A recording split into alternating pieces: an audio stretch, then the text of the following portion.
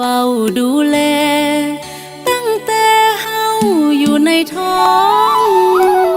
อุ้มลูก9 เดือน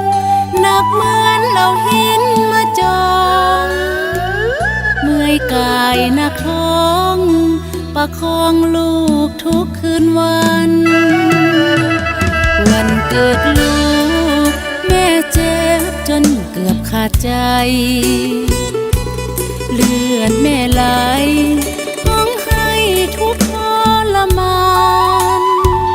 พอเห็นหน้าลูกแม่สู้ขาได้เปรียบปานลูกเป็นของขวัญสวรรค์ประทานให้มาแม่เสียน้ำตาหีบหัวลูกมากินนมเลือดในอกผสมเป็นน้ำนมหล่อเลี้ยงสิวาแต่น้อยจนใหญ่บอกให้อยู่ห่างสายตาหักห่วงเหนือดวงสิวาดูแลรักษาเวลาป่วยไข้ในโลกนี้มีภัยหักเฮาเท่าแม่บ่พันเปบ่เคยเฮ็ดให้เสียใจทุกจนบ่ว่าเมตตาลูกยิ่งลูกชายเลี้ยงลูกแต่น้อยจนใหญ่ลูกคือดวงใจของแม่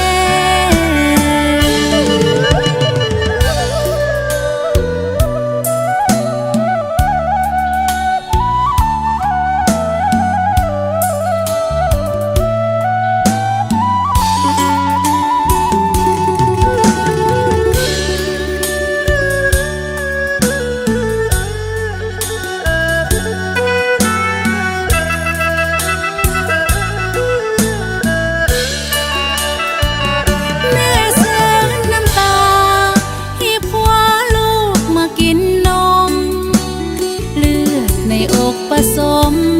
เป็นน้ำนมหล่อเลี้ยงสิวา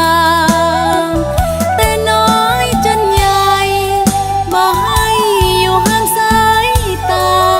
หักห่วงเหนือดวงสิวาดูแลรักษาเวลาป่วยไข้ในโลกนี้มีภัยหักเฮาเท่าแม่บ่พันเปบ่เคยเฮ็ดให้เสียใจทุกจนบ่ว่าเมตตาลูกยิ่งลูกชายเลี้ยงลูกแต่น้อยจนใหญ่ลูกคือดวงใจของแม่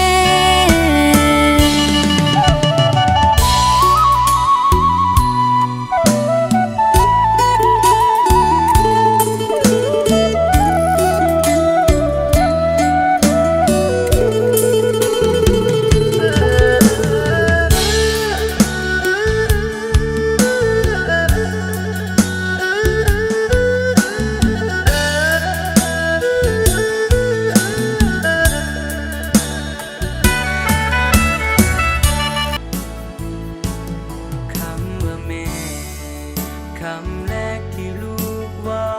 เป็นพอมื่นตาเห็นก็แม่ของเฮาเอาลูกกินนมเจียลูกป้อนข้าวอ้อมกอดแม่เฮาสร้างบุญเหนือขนาลูกของให้แม่ฟ้าแม่เป็นครูสอนลูกอย่างเดินยามเจ็บไข้ใส่ใจบ่ได้มากเหมือนสุดเหลือเกินที่ใดบ่เท่าตักแม่อยากร้องดังๆว่าเฮาฮักแม่อย่ามัวแต่ปล่อยวันเวลาผ่านไปกอดแม่เฮา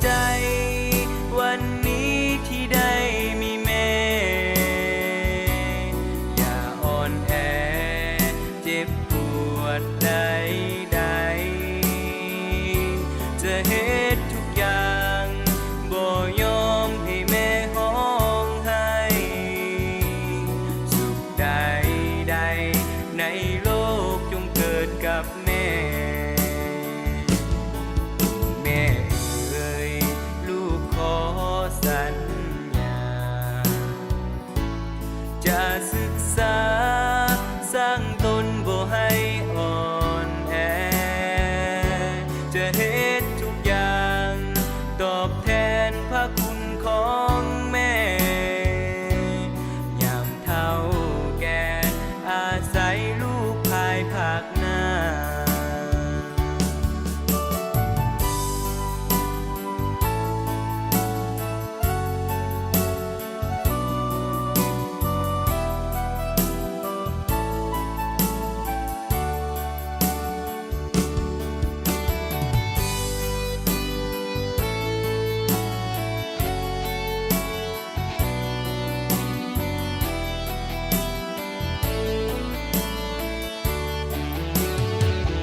อยากห้องดัง